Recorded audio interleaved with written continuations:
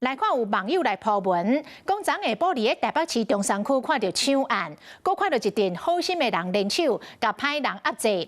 原来网友所讲的好心的人就是警察，因伫现场埋伏，咧掠车手。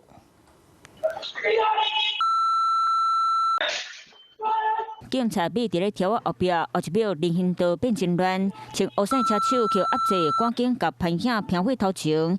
另外一个人摕球棍冲出来拍警察，落尾抢走歹兄。上车了后，含车门拢未付关，油门吹落，赶紧走。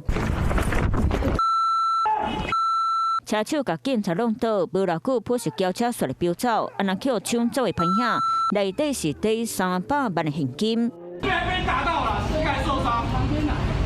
车手伫咧现场，两只手铐扣起来，坐伫咧涂骹。这个画面，民众就是抢案，不过联合压制的好心民众，原来是警察。有民众在说是不是抢劫，可是又不太像。我们那时候以为是类似像暴力讨债，所以我们就赶快，我们也有同仁就赶快报警。他被压倒在地之后，他就有被上铐，那我们才发觉好像跟我们想象的可能不太一样。代志发生伫咧昨下晡4点外，台北市中山区民权东路，被害者叫骗30万报案，警察爱被害者搁家约出来，被害者领300万，车手反无对当就紧甲钱等互朋友。目前4位车手全部拢扣了，不过钱嘛是唔知影藏伫咧倒。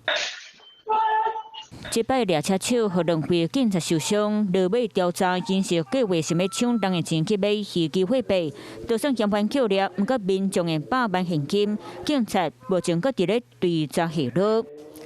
Hello， 我是蒋欣梅。想要抢先掌握最及时的新闻资讯吗？赶快订阅、按赞、开启小铃铛，锁定华视新闻 YouTube 频道。